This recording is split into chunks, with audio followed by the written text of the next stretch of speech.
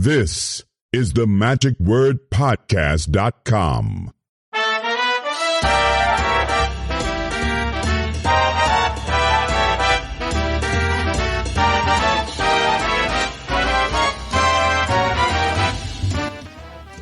Hello, this is Scott Wiles for the magicwordpodcast.com. This week's episode is brought to you by the Friends of the Magic Word. Those are the ones who give us donations and pledges through Patreon and PayPal, and we thank everyone so much for your financial help. And as it gets towards the end of the year, if you're looking to buy something for me, or you can actually or buy something for yourself. This is a nice little something because I am sure that you enjoy these podcasts and you enjoy listening to them in your car or when you're working out or walking the dog or wherever you're commuting to work, whatever you're doing. If you think about me as being a friend and enjoying just a cup of coffee with me, it wouldn't cost you very much a month in order to make that pledge. And I would certainly appreciate it if you just go to patreon.com and you can help us keep the podcast going long into the future. I recognize that not everyone is in a financial position in order to give me a donation or a pledge, but I'm sure you still buy things, whether it's for others around this holiday season or throughout the year for whatever reason, and no doubt you use Amazon from time to time.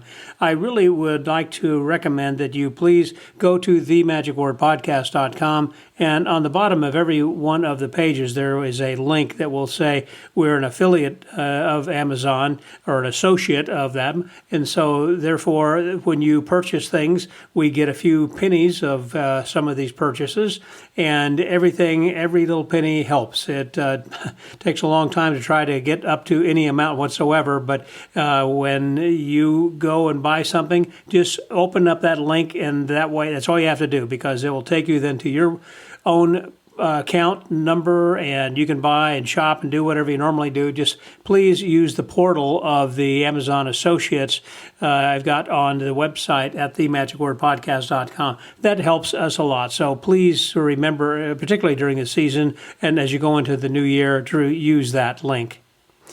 I also want to thank all of those people who have gotten back to me after I had posted a picture of me in the hospital. I was just getting a little fine-tuning with my heart, getting a cardioversion. It was not a big deal, but basically it is a restarting or rebooting your heart, so they do stop it and then restart it, get it back in rhythm. And so going back in for a little tune-up over there, and I had a lot of people who had responded to the picture I had posted and sent me prayers and thoughts, and also made several phone calls and sent me texts and private messages, and I want to thank each and every one of you so much for your care and support. It really does mean a lot to me. That's the reason that I post those kinds of things, because I know I have a community of supporters and family actually in this community that we have built over the years, and I thank each one of you so very much. You don't have to be a financial supporter to be a friend. Just the fact that you care means a lot to me, and it keeps us going. And I think that's what's important during this holiday season and on into the next year, is to care about others and to do what you can to help others as best you can. I think it's not the things that you do on Christmas, but the Christmas things you do all year through. And this has been a busy season for me as Santa Claus and getting around. And I've got a lot of things that I'll be doing. They will be carrying me around the world and delivering presents to good little boys and girls on Christmas Eve. I'm looking forward to spreading more joy and love and peace in the world. And that's what I think we should all strive to do. Well, I'm getting a little bit philosophical here, but we're going to be talking with someone here today who can talk a lot about philosophy and a lot of other things. Antony Gerard is someone who is a longtime friend of mine and no doubt of yours as well, because he's a dealer or he's a lecturer. Boy, I don't know where to stop once I get started of everything that this Renaissance man has done and still does. He is just a powerhouse, certainly. I was at the Abbott's get-together earlier this year where he always has a booth. He always has a tent set up out there and have an opportunity to sit and chat. And so we did finally. Actually record this episode, which we've been talking about doing for quite some time. We see each other at the 4F convention and other places throughout the year, but we had always tried to get a time where we could actually sit down to have this in-depth discussion to record and to let you know more about this true enigma. I believe an enigma is someone who is a puzzle, someone who is mysterious, someone who is interesting. And certainly I believe that Antony Gerard fits that bill on so many ways, and you will see why as you get into this podcast episode here this week. He is often a dealer, as I said, at many conventions where he might seem. He travels the world lecturing. He is a creator of so many different kinds of things. I don't know how many magic tricks, and several books that he has written. He speaks different languages, and he is also involved in making remote control type of things for Hollywood that they use in movies, and also he's involved in martial arts. Golly, as I said, quite the Renaissance man, but I'm going to let him tell you about his story as our conversation unfolds over here. So please welcome my guest this week, Mr. Antony Gerard, here on The Magic Word.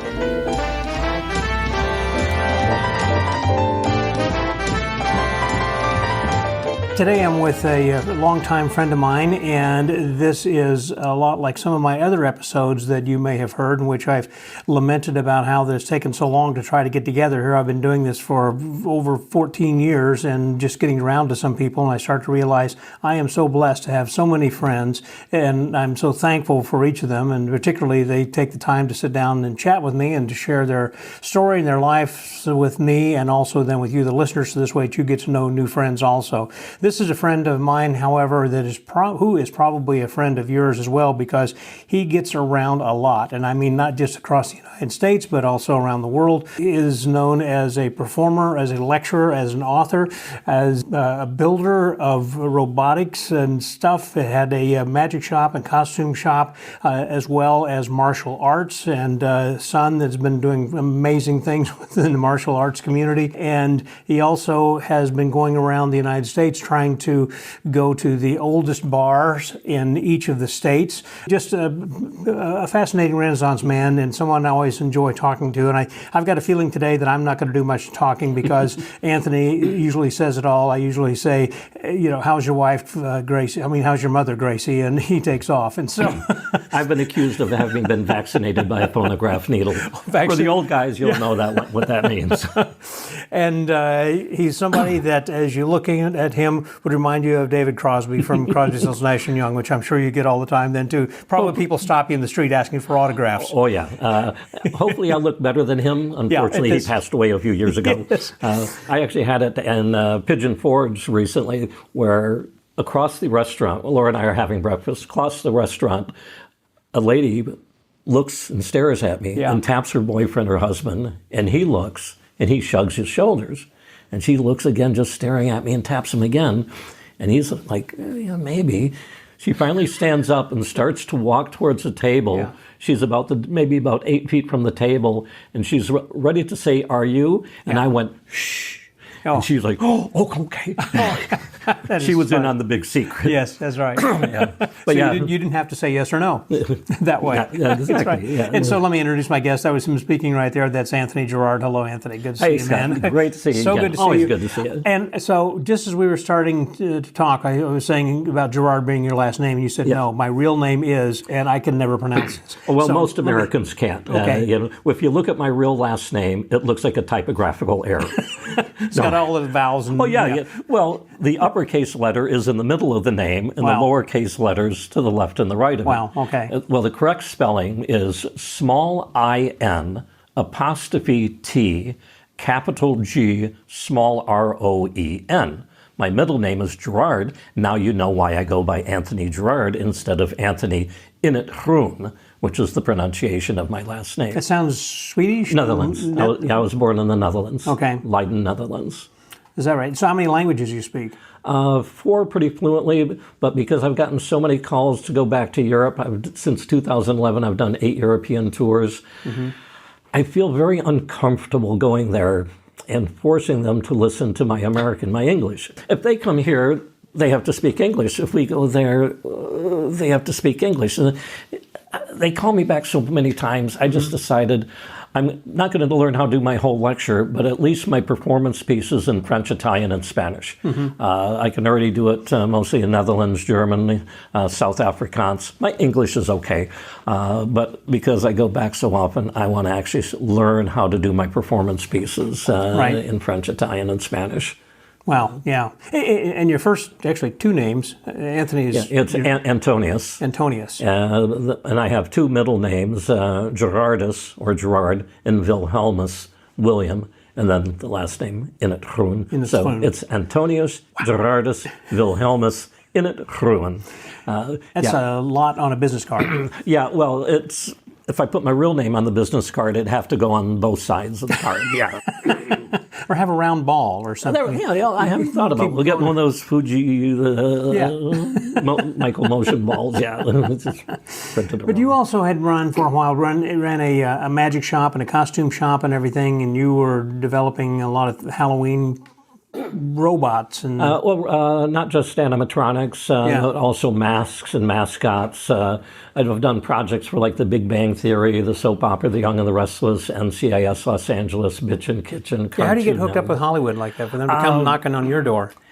Because you live where? Kalamazoo, Michigan. Michigan, about 45 miles from here. Yeah, but I mean Hollywood calling on you here. Well, the first time that I got a piece to do for Hollywood, I get a phone call and they need a gorilla, but the gorilla mask has to fit the actor's face, and then the outside is the gorilla face. Right. So I would have to do a face casting of the person, sculpt the piece, and my average sculptures take me 100, 200 hours. Wow. But I would have to, like I said, do the casting of the guy's face, sculpt the piece, make a positive and negative mold, negative of now the gorilla and a positive of the person. So if I did that of you, the positive would go into the negative mold. It's injected with a expanding foam, a flexible foam. And when you pull it out of the mold, it could go right onto your face. So if you wrinkled your forehead, the gorilla's forehead would wrinkle. That's fantastic. If you opened the mouth would smile. So your features, most of your features will telegraph into the face of the gorilla. Are they glued onto the face then? Yeah. Okay. They got a couple different types of theatrical adhesive. But the company calls me and said the person that they hired to do it never started it. First off, they asked me if I could make that type of a prosthetic appliance, and I said yes. Then they said, the guy hasn't started the project yet. Could you do it? Now I'm hearing some bells going off. When do you need this? They said, we film tomorrow afternoon. Of course they are. I got it done.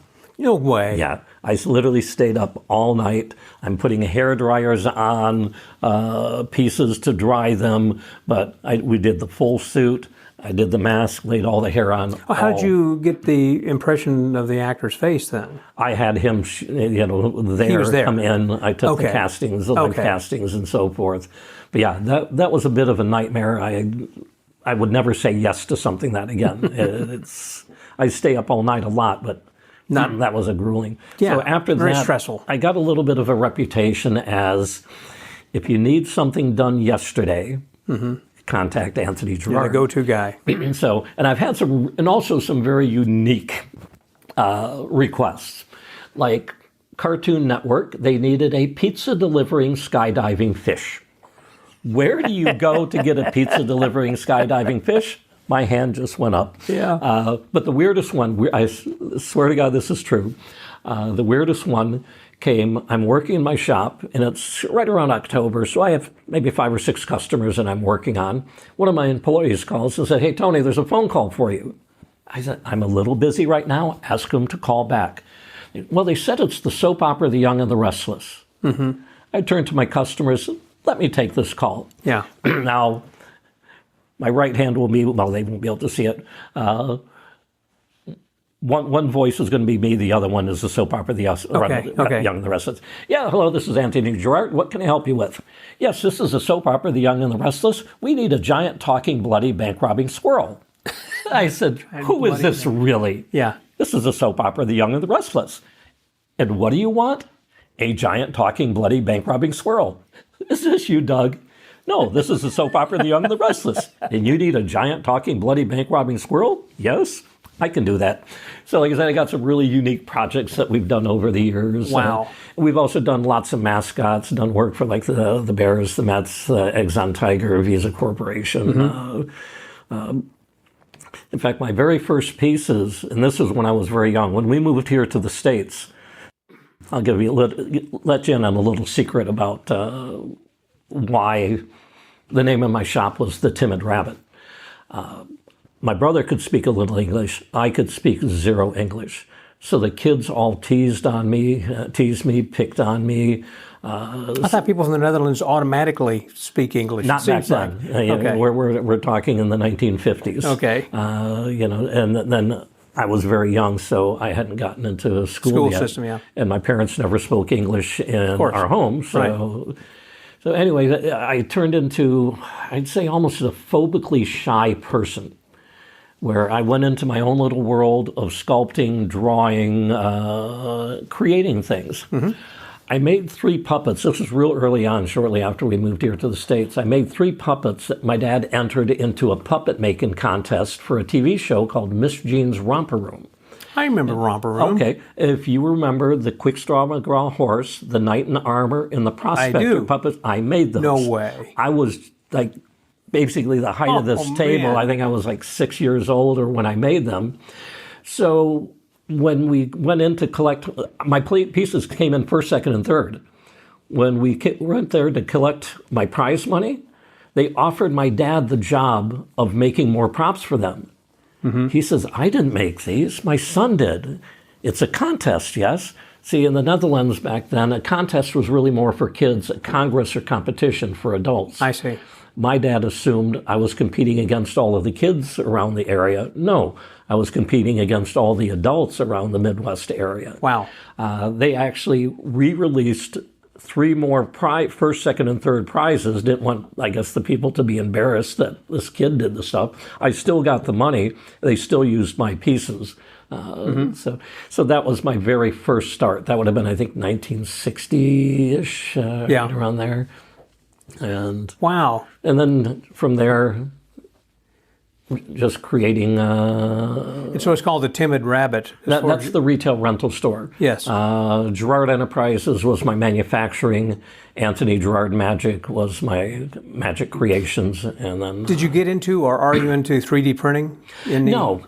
Which is surprising of everything else you're doing. Well, the way I look at it, it's art.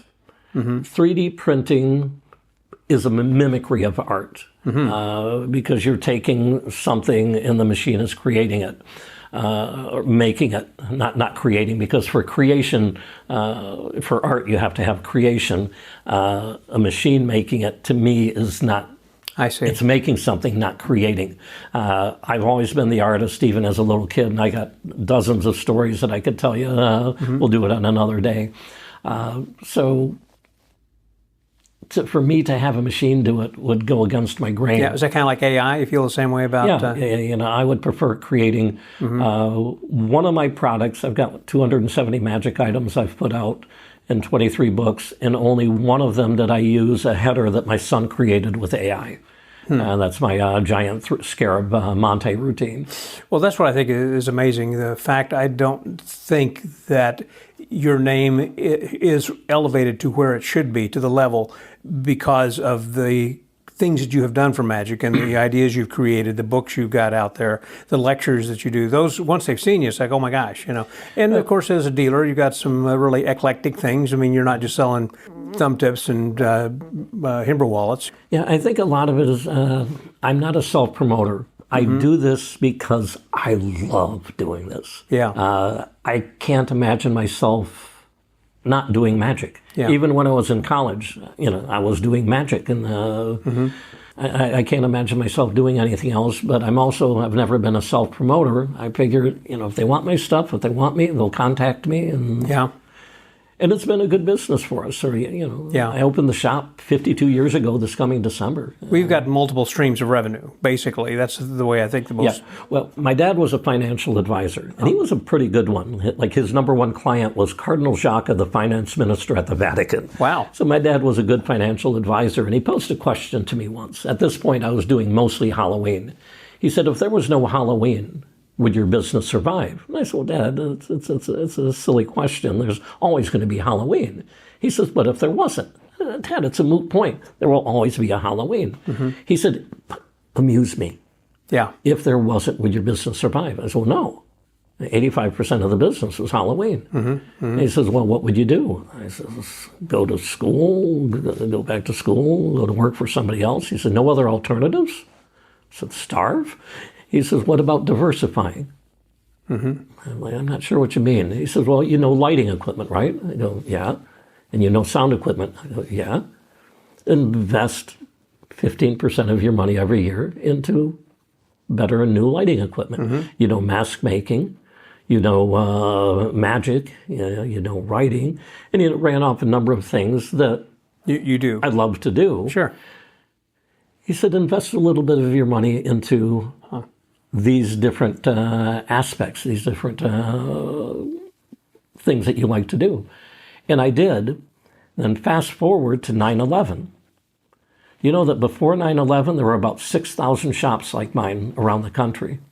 Within 3-4 years afterwards, it was down to about 250 shops. You've got to be kidding. I never heard that kind of number before. Went down that much. Wow. The costume shops were obliterated. Well, because cities, even Kalamazoo, canceled Halloween. That's like canceling Christmas. Christmas, yeah. In fact, Halloween, many years ago, surpassed Christmas as the number one money-generating holiday. And they canceled Halloween. Wow. So all of the whole state? All over the country. All the country. Not all cities, but a lot of them did. Plus, the media was on the bandwagon of, don't go to a mall. The terrorists are going to bomb the malls. Don't go to a ballpark. I remember that. And Las Vegas also was being hit hard because they weren't having conventions and they didn't want people traveling and going there and congregating. I mean, it was everywhere. So all of these businesses put all of their eggs into that one basket. Yeah. And when it didn't happen, the bottom fell out of that basket. All the eggs broke. They had all of their money invested. They had no way of paying it back. Mm-hmm. The companies wouldn't take the merchandise back. Of course not. They had no way of paying for it. Mm-hmm. Where, when that happened, I still had some lighting things that I was doing and sound. I was still making some of the masks and doing some of the special effects work. Thanks to the advice of your dad of diversifying. Exactly. Mm-hmm. He told me to diversify. Mm-hmm. So there were no shows. I wasn't doing any shows and lecture tours, but I had several other things, several other mini side businesses that all came under the umbrella of my Gerard Enterprises. Mm-hmm. And it's wow. Well, same thing then COVID hit. Probably was another wave of closures. Well, we were only shut down for 8 months. But even with that, I still had my books, my lighting and sound. As individual businesses, each one of those would have closed down right after 9/11 or right after COVID, because neither one of those, and I look at as 6 different businesses that I had going. Each one of those as an individual business would have shut down. Were they separate taxable entities? They all came under the same umbrella of the Gerard Enterprises. Okay. But lighting equipment is different than mask making, is different than paleontology. So all of these, if they were separate businesses, they wouldn't have survived. But because I had all 6, I had a little bit come in here, a little bit come in here, a little bit here, and here. Mm-hmm. And in the end, I had enough to pay the bills. Not everybody could say that. Exactly. And it's just luck that my dad posed that question to me once. And, at the right time in your life. Yeah, and that was real early on that he posed this question to me. And I'll tell you a story sometime about when he realized that I actually had something. Now's a good time. Tell me the story. Oh, well, We had just bought out one of the main competitors in the area. They had like 20,000 Kalamazoo. Yeah. Well, they were just outside of Kalamazoo. Okay. But they had like 20,000 costumes. They had all the sewing machines and the props. I mean, Had a lot of employees probably, too. they had several employees. We did too at the time. So we buy them out. We didn't anticipate the flood of customers that were going to be coming to the store. Mm-hmm. I mean, I had no idea what we had bitten off. Mm-hmm. On an average day, there were lines of up to 450 people waiting to get into the door. At the time, our shop was in our house. Oh my gosh! We wound up living in one bedroom and the porch. We converted the bathrooms into dressing rooms, the other bedrooms into specialty rooms. The whole house was costumes. But we had no employees. It was Laura and myself. This was before our sons were born. So I called my dad, and I said, Dad, is there any way that you can take a few days off and you and Mom come out to help us? Mm-hmm. And he packed up. They got there the same day. They're walking up to the store, and here's this line of people. And they start to walk past the line, and a few of the people, hey, get to the back of the line. Who do you think you are? He says, well, you could either wait here longer or let us through. We're here to help and work. So they walked in. Now, my dad always dressed nice. Custom suits, very immaculately dressed. He looked a little bit similar to you. You know, he didn't have the beard, but he had a mustache. And walks in the door with my mom, and he says, what do you need me to do? I said, could you clean up the garbage behind the counter? He looked at me like, I still get goosebumps. It's like he was not happy. He says, and I said, no, I have not been able to clean it up. Just put it in the garbage bag and throw it in the back room for me. He takes a breath and walks around the counter. In the garbage, well, what happened, we had so many customers, the cash register filled. Yeah. We would take the customer's money and literally drop it on the floor behind the counter. And that went on all day. There was a pile of money 2.5 feet tall. Oh my gosh. Sitting. And my dad, I mean, the great accountant that he is, he said things in Netherlands, well, I can't translate them in English. So, but yeah, like our life has just been filled, especially mine. In fact, I have a new book that I'm writing right now. What is that? Strange and unique things that have happened to me in my life. Like one or two stories, like what? I don't have a correct title for it yet. That's just kind of the teaser. Yeah. Okay, for instance, I was bitten by a tiger. How's that for a story? Who wasn't? Yeah, exactly. Well, wow, Roy, but too soon? I don't know. I actually got a chance once to wrestle Montecore, the tiger. Did you? That bit tiger. Roy. Yeah, yeah. He was very young at the time, but still about 200 pounds. Yeah. But one of my favorite stories is on Laura's and my first day of our honeymoon, we were interrogated by Interpol. Like stopped at the... Taken into the office. At least we weren't handcuffed, but taken in and interviewed for about 45 minutes. Because of the passport or something? No. It was something. Laura's father was a detective on the Kalamazoo force. And I told him stories about the Netherlands police vehicles. Mm-hmm. You know, that's not a water cannon mounted on top. That's a cannon. It looks like I could show you pictures, like half tracks and armored vehicles. This is their national police. They don't mess around. Yeah. He looked at me like I was describing a Star Wars fighter jet or something. It kind of rolls his eyes. So when Laura and I land in Amsterdam, I see a couple of the vehicles under an overhang. I said, those are the vehicles I was telling your dad about. So we walked over and we took a couple pictures to take home and show him. Yeah. And I'm pointing out some things to Laura, and I'm on one side of the vehicle, Laura's on the other. And I hear somebody say something in Netherlands to her. Laura says, I start to walk around, and Laura says, I'm sorry, I don't speak Netherlands. And then in perfect English, she says, oh, yeah, you on vacation? You know, my name is such and such. Strikes up a friendly conversation. Sure. But in the conversation, he starts to get some very pointed questions, direct questions. I finally step around, get between Laura and him, put my hand out and says, who are you? He pulls out his Interpol badge, brings us into their office and interviews us. They were afraid we were terrorists or something. Spies or something. Or trying to find out how we could sabotage the vehicle. Wow. So, and then when Laura showed her dad the pictures, he just shook his head. This is unbelievable. You guys can go. Yeah. And so the other books, though, that you've written are all on magic, or is there anything that's non-magic related? Well, I do have, the one story that I was just sharing with the strange, unique things that have happened to me. In 2022, I released, and I don't know if I ever got you a copy of it, Cheating the Reaper. No. It's a book that chronicles my 60 brushes with death.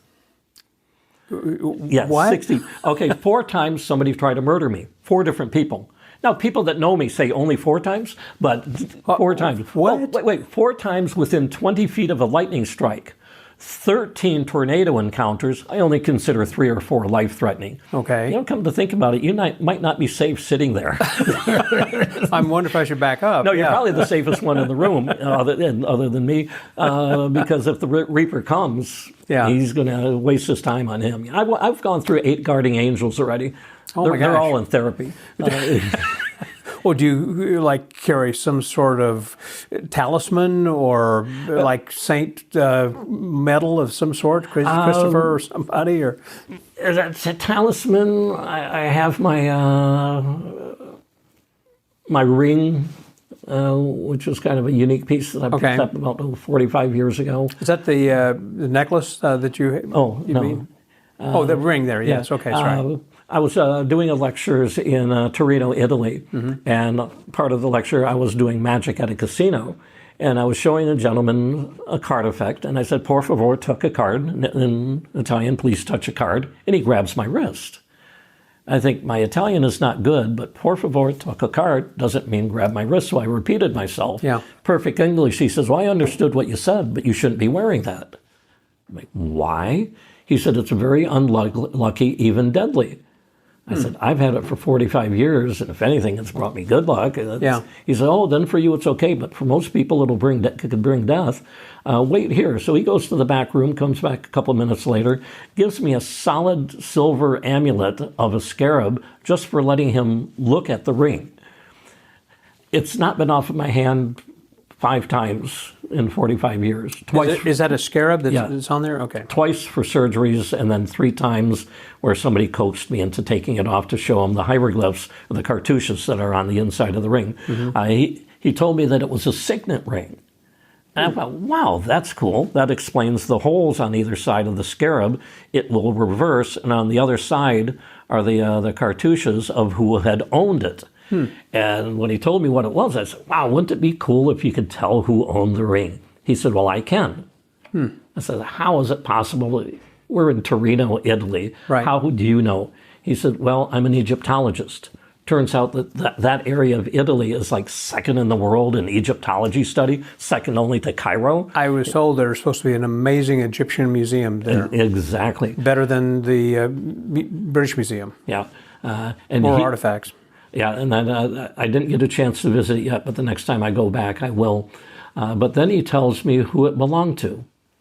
He said it belonged to Amenhotep IV. It's one of the most powerful pharaohs in Egyptian history.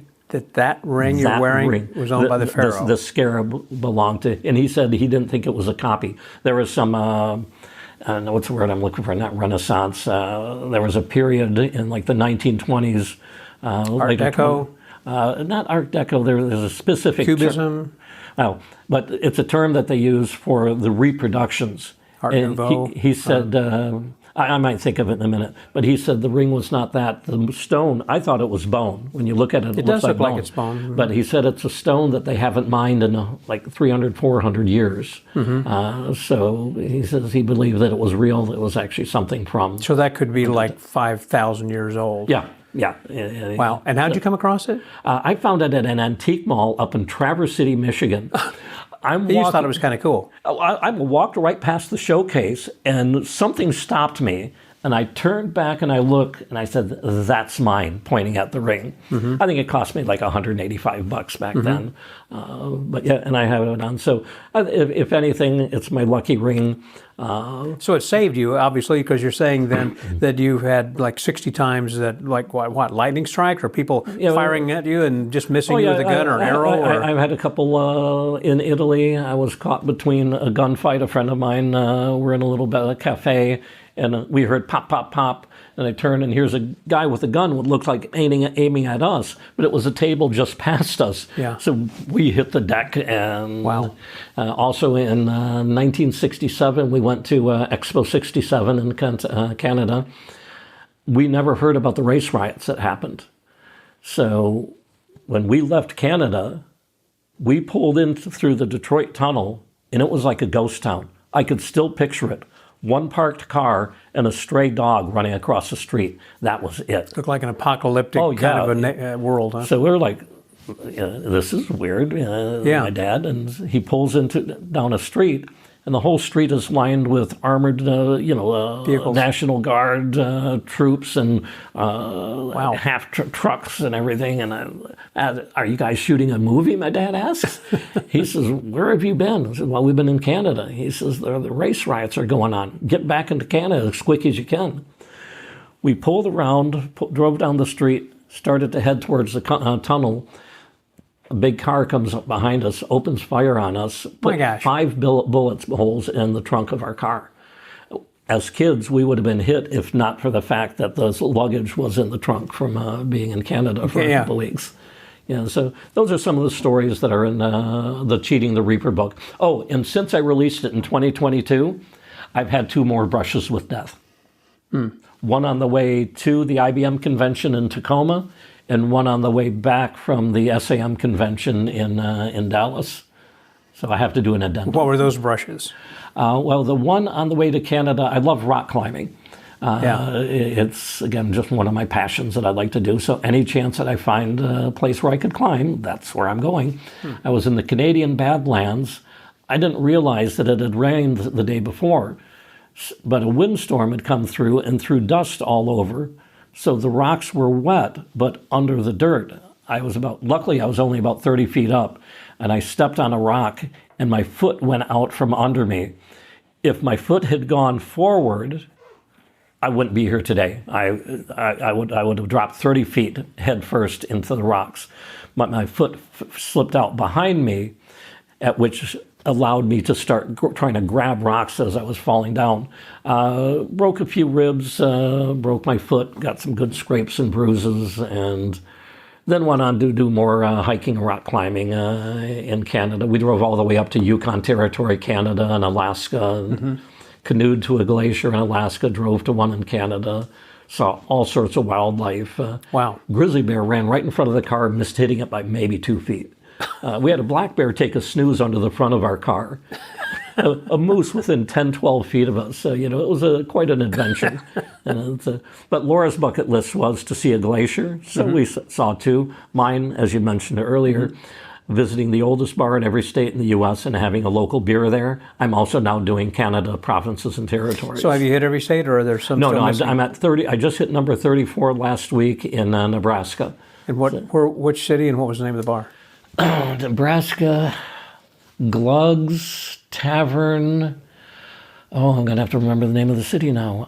Wasn't Lincoln? Columbus. Columbus, Nebraska. Nebraska. Yeah. So, but the other brush with death was nothing that I did.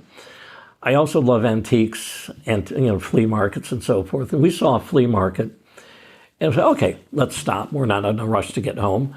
It was in Kentucky, just before London, Kentucky. So we do some shopping, pick up a few things. As we're leaving the parking lot, I noticed on the back of the building there was a sign for heritage auctions.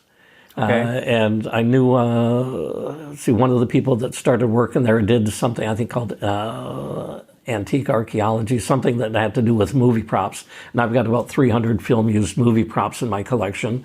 I thought, they're here. Maybe next time we come through, we'll stop. So that I didn't forget, I took a picture of it and got back in the car. It took me 15 seconds. Sure. So we get back on the highway, we're driving along. All of a sudden, brake lights coming on, cars, literally semi-trucks, jackknifing, cars flying off the road. I have to shoot off and into the median to prevent hitting the person in front of me and the guy behind me hitting me. Right. So everything is at a dead standstill. About quarter mile up, 15 seconds up is where it all happened, by an overpass. We're waiting around, an hour goes by, 2 hours goes by, and then finally somebody comes through and tells us, well, it's an open shooter. A guy was trying to kill people driving on the highway. It was the shooter in London, Kentucky. It was on the news. They were shooting like from the bridge or something? Yeah, and his goal, he wanted to kill somebody. Huh. We would have been, I timed it, we would have been exactly at that spot if I hadn't stopped to take that picture. Yeah. And maybe he would have killed somebody at that point. So it was just reminds me of the movie series Final Destination. Oh, yeah. I've seen a few of them. I haven't seen the last couple. I haven't seen the last one here that's out currently. But, yeah, I've enjoyed that series. Same thing, when your time is due, the Reaper's going to get you.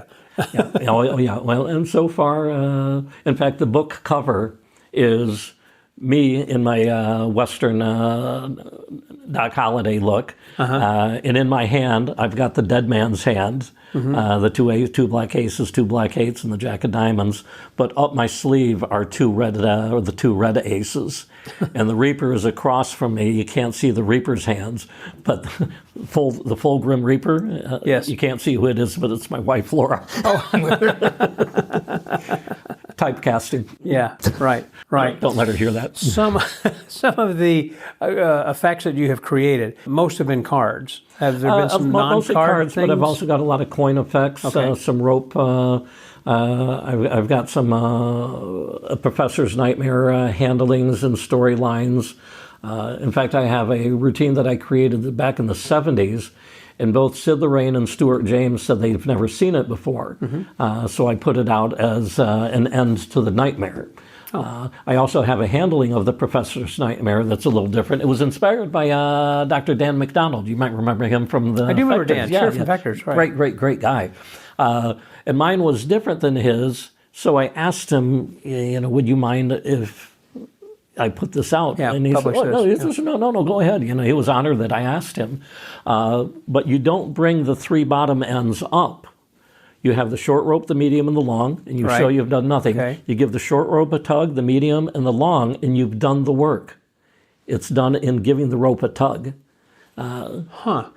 I'll show it to you if you'd like to see it sometime. That sounds kind of interesting. Okay. Yeah, and it really helps in the cleanup. I just didn't like the idea of bringing the ends up. Why would you bring it back up? It was a cute gag, and it was in in Gene Gordon's original instructions for the pattern. Not Bob Carver. Bob Carver came up with the idea of using the 3 ropes, but Gene Gordon came up with the routine. Oh, okay. But I didn't like the fact that you had to bring those ends up. So I created my method. And in fact, I have a history. Even William Spooner told me he learned a lot of stuff out of my history of the Professor's Nightmare. He said there was so much in there that he had never heard or knew about. So is the whole book about the Professor's Nightmare, basically? It's a booklet that I have on the Professor's Nightmare. Yeah, because I was thinking that Bob Carver, was the guy who had invented that, and I just assumed that he had developed the routine of being. That's why they call it the Professor. What did they call it? Just unequal ropes? Equally unequal ropes. Equal. Okay. It actually started off Bob Carver. It goes all the way back to the unequal ropes, and I trace the history back to the 1920s. Most people only got back to like the late 40s and into the 50s, but I love reading and doing research, so I actually traced it back. How do you do your research? Do you ever use Conjurer's Archives? I mean, Bill Kalush's... I read books. Read books. Okay. I still read probably 4 hours a day, and it's something that I do instead of watching TV at night. Yeah. I pick up books and I start to go through... I'm sorry, so go ahead. With the rest of you said, so the research goes back to the 20s that you found. Yeah, and the 2 people who collaborated on creating the equally unequal ropes was an Inspector Lynch, who actually got hit by a drunk driver, hit and run in, I think it was Sacramento, getting off of a trolley. And the other person was Dr. Russell, who at the time was both a chef and psychiatrist, but that both of them were magicians. Now, Dr. Russell met a different death, and it's really kind of a sad, dark story. He was one of the lead psychiatrists at Nuremberg. Wow. He's the one that did, I think it was 109 interviews with Goering. Wow. Yeah. And one day on New Year's Day dinner, his father, his wife, and I think he had 2 kids were at the table.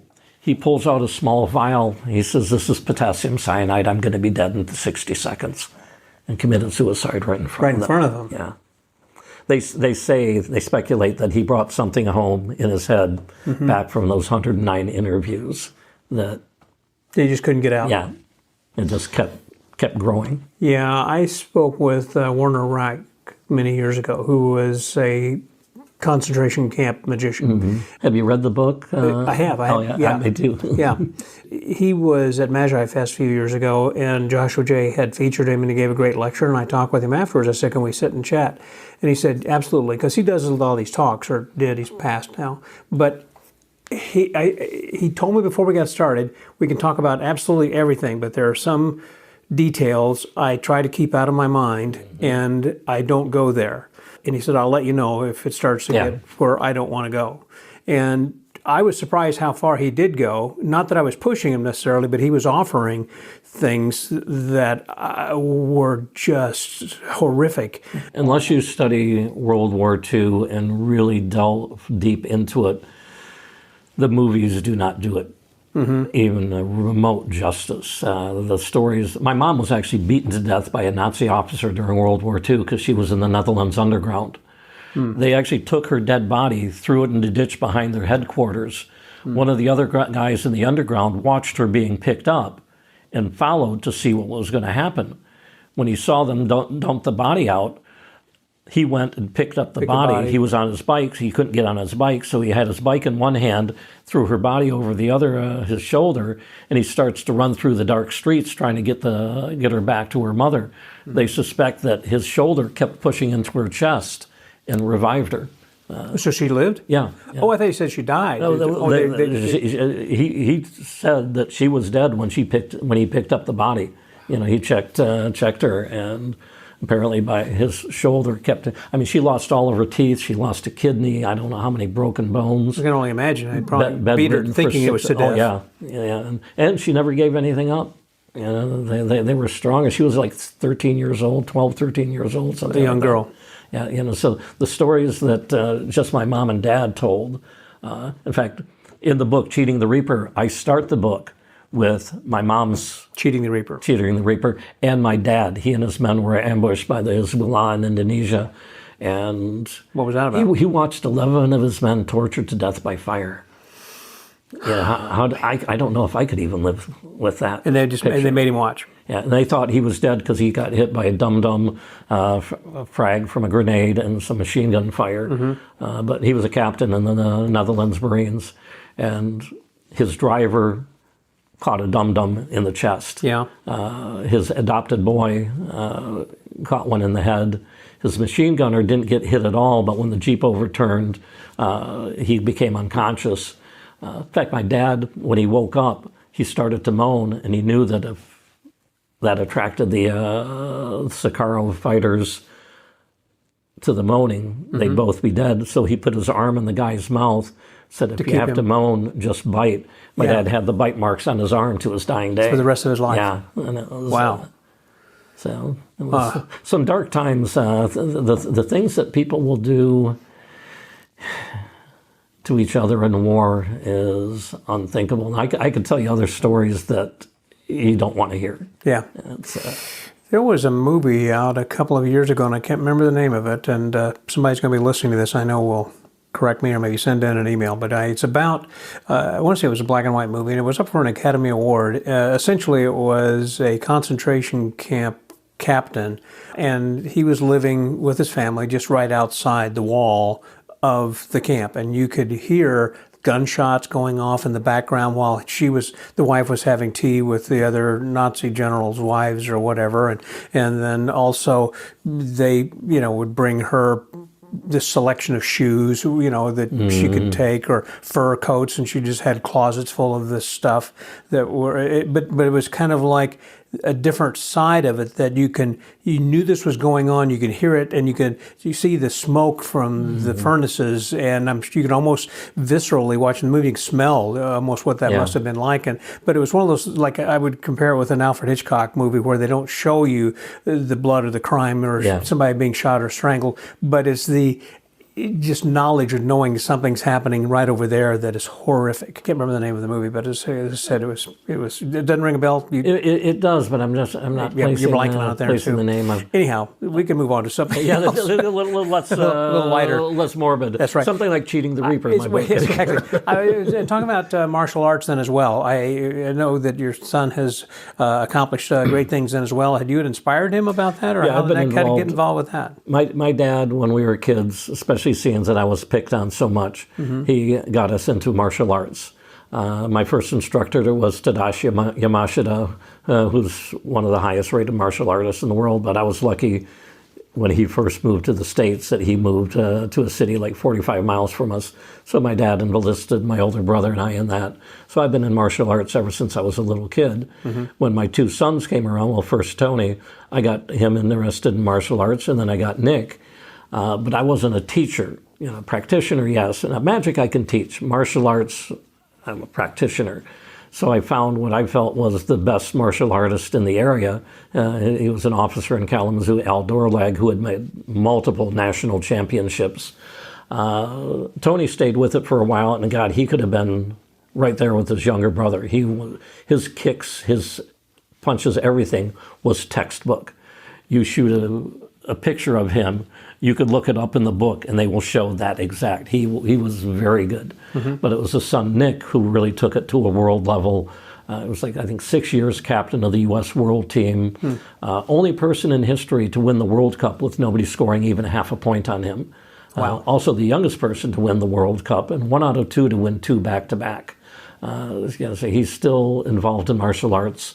In fact, because of COVID, he was not allowed by the state of Michigan to have enough people on the mats to pay his rent.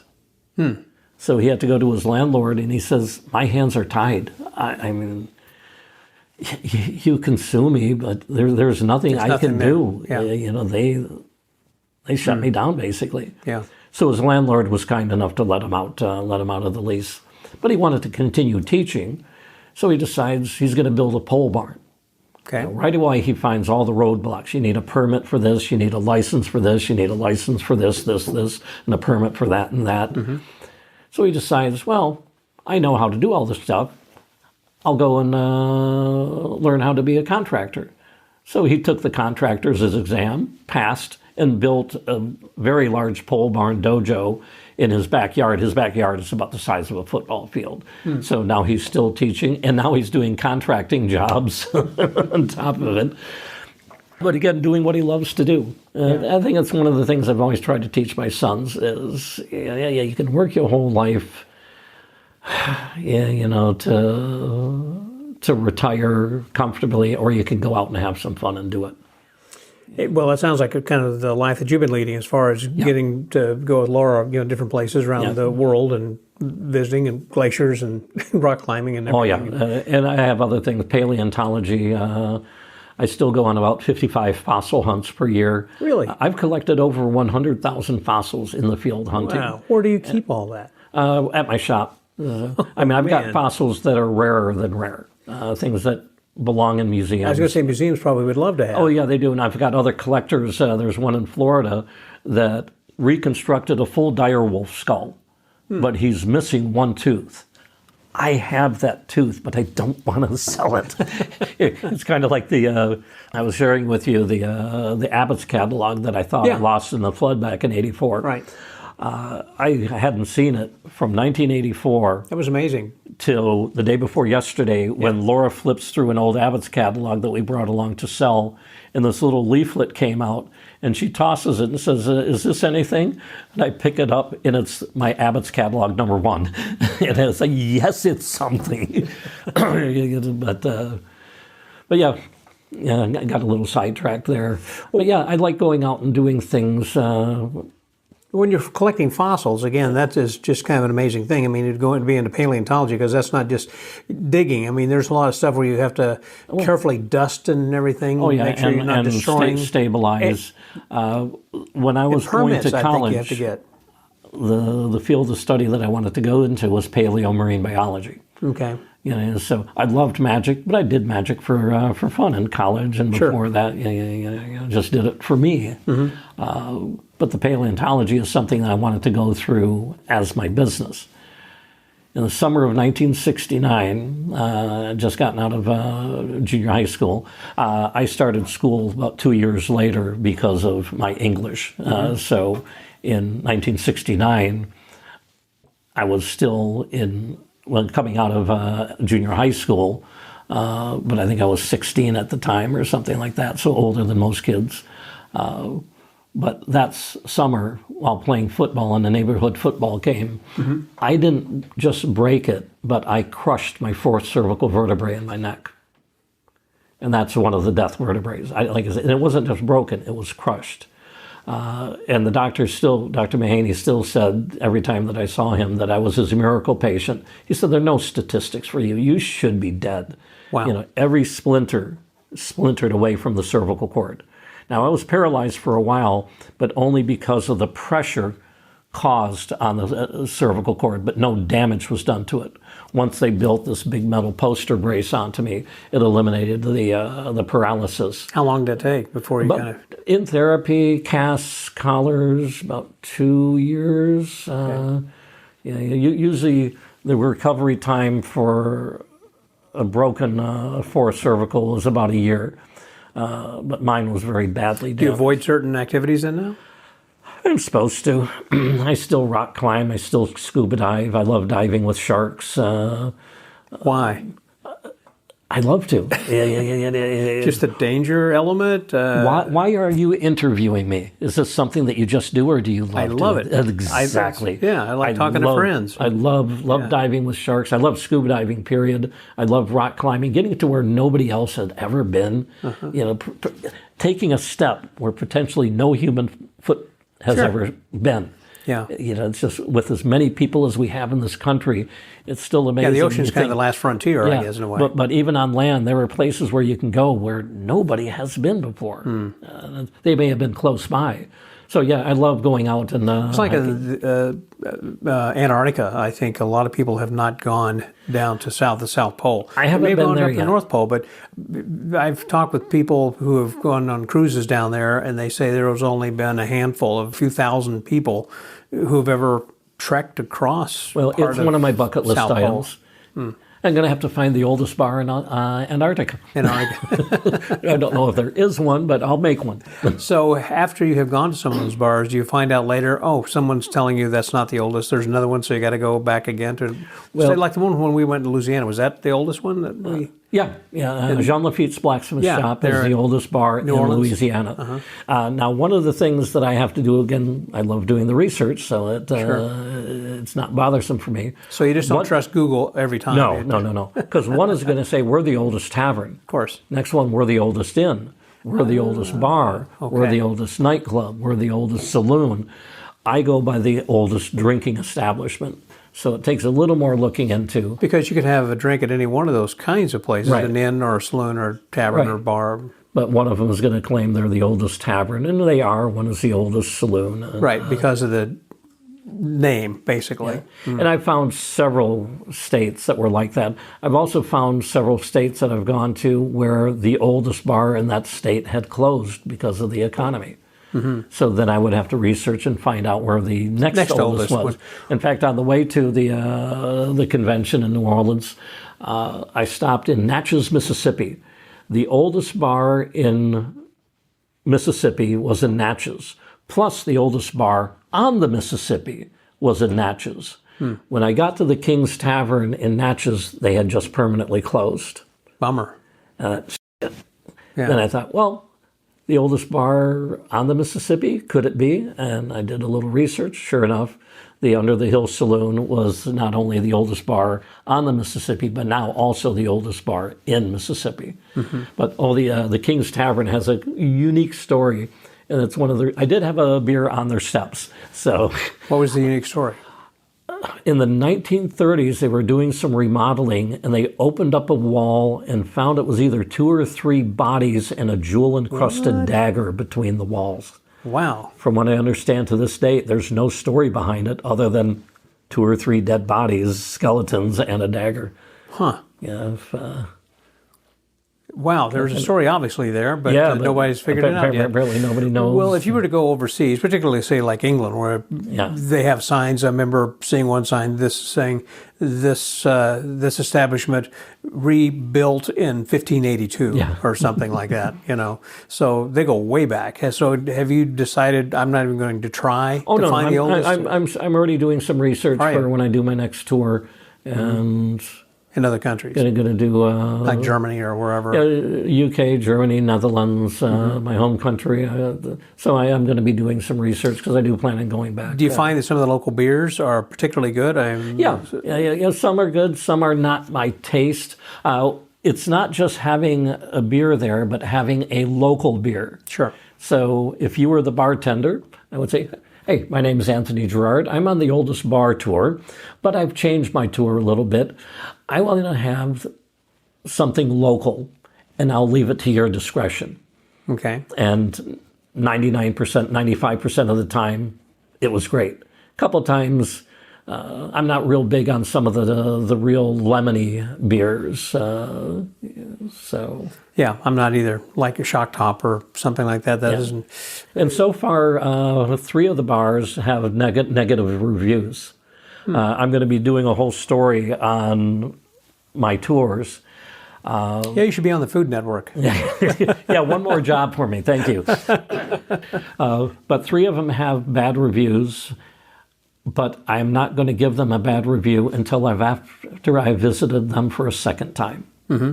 So that's only fair. Yeah, I didn't wear that person's shoes that day. It's like whenever that I years ago used to write the convention column for Magic Magazine, and I would review I report the conventions now audibly, but I used to write about them then. And if there was an act or 2 or lecture or whatever that was not up to par, I wouldn't necessarily say something negative about it until I had confirmation and affirmation from other registrants saying, "Wow, that show last night stunk," or "This guy or that gal lecture didn't learn anything," or "That's just a revisit of whatever." And so then I felt like, well, I would be doing my readers a disservice if I didn't be honest, if I wasn't honest to say it wasn't up to par, it wasn't a great show. Because a lot of times you read things or hear things saying, "Oh, you should have been there, it was the best thing since sliced bread."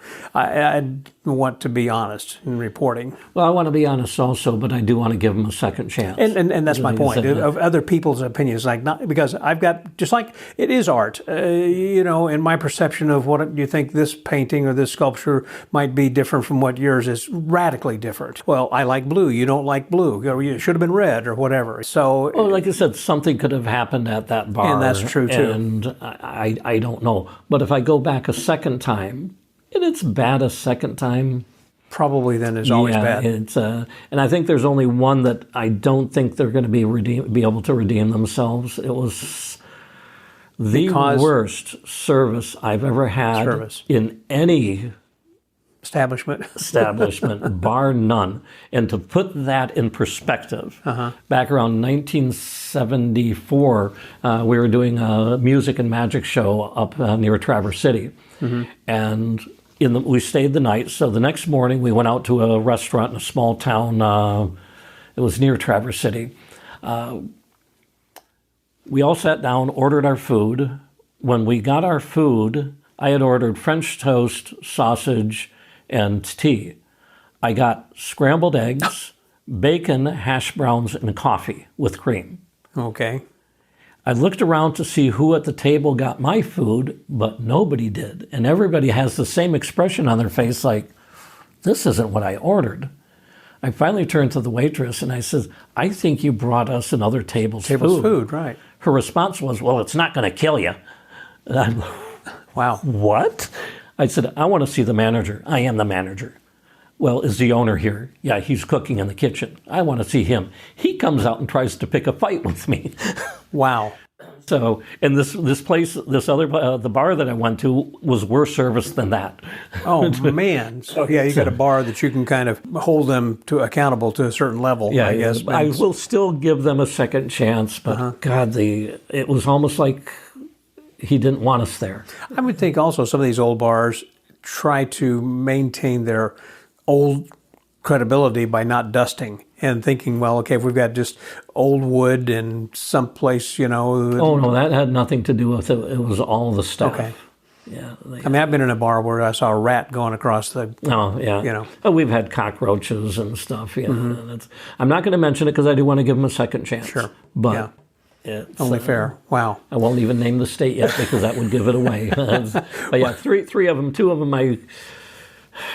one of them, the chicken was like potato chips. Just no softness to them whatsoever. I mean, the atmosphere was fantastic. The service was good. The beer was great. The service was great. But the food, not a lot to be desired. But yeah, that's the oldest bar. So yeah, I am doing Canada also. And I did make a mistake. I did research and found out the oldest bar in Canada was in Whitehorse. Now, Whitehorse, if you ask, like Sean Farquhar. Is that like up north near Yukon? Yeah, way up in Yukon territory. Ask Sean about Whitehorse. Okay. Those people are crazy. We walk up to the bar. There are like 2-3 people passed out on the sidewalk. We get inside. Here's a couple people dancing on a table. They're hooting and hollering, screaming. There's like wolf and wolverine and bear pelts nailed to the wall. Everybody's just having a great time. There's a rock band just jamming it. The lead guitar in the rock band. Heavy set gentleman, probably 6 foot, 240 pounds. Right side, his hair is like down to his waist, fuchsia pink. The other side shaved bald, and he's wearing a silver sequin miniskirt.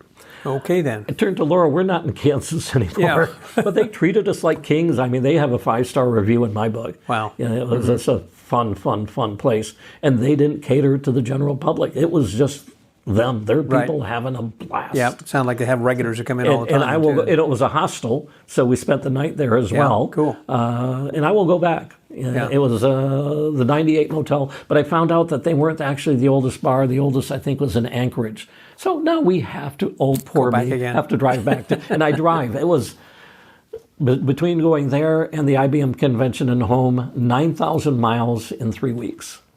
Wow. And we were at Tacoma for 5 days. So in 2 weeks and 2 days, 9,000 miles driving. But it was an adventure. That's a lot of driving. That would have been an adventure. Yeah. Well, listen, I want to thank you very much again for your time and all the stories and everything. This has been delightful, and time has gone so quickly here. The name of my podcast is called The Magic Word, and I always close by asking, what is it that is important to you? What's your magic word or phrase that you live by? It's really multifold. One of the things that I live by is an old quote from one of the Greek philosophers. And he says, the word impossible can be found in 2 places, in a dictionary and the mind of a fool. Nothing is impossible. Highly improbable, but not impossible. So, to quote a famous Russian dance instructor, when one of her students couldn't do a particular movement, finally the student collapses on the floor and says, I just can't do it. The instructor says, shut up and do it. And she did. So my word is shut up and do it. Go out there, enjoy yourself. You've been doing some great traveling. We many of the same places in Europe, and because you shut up and did it. Just do it. Yeah. My answer for most things is yes. Yeah. It's not like I don't think I could do it, or the answer is always yes. I think you get to enjoy a lot more of life that way. Oh yeah, 100%. And if I ever put my full book in print, I think they'd put it in the fiction section of the library. You're saying you can't live like that. So nobody does that. I don't. I detest idle time. And my kids learned early on never to say we're bored, because I found all sorts of things that they could do. And that's it. Shut up and do it. Get out there and have some fun. That sounds great. We're only here, I died once in that car accident, and so we're only come here. Back. Yeah. Well, Anthony, thank you very much. No, Again, it's been great, Scott. It's been wonderful. Stop over at my dealer tent, say hi. I'll show you that. I told you about the suitcase that I just got. Right. That is just such a great piece to come into my collection. And then the first Abbott's first catalog. Very cool. I brought it to the Legion last night, and I had it framed in glass, so I had people looking at it, because most people, 99% of the people here, who's seen one? Derek? Derek Kennedy, Gabe for jury. Have you ever seen a first edition? I haven't. Yeah, no, that was very new to few me. people That's have very cool. And I was lucky to have got it early on. I think it was 1974, 75 that I bought it. Wow, and just a cool piece just to look at. So, for the Magic Word Podcast, that was Anthony Gerard. Thank you, Anthony. Thank you, Scott. It's been great. Scotty out.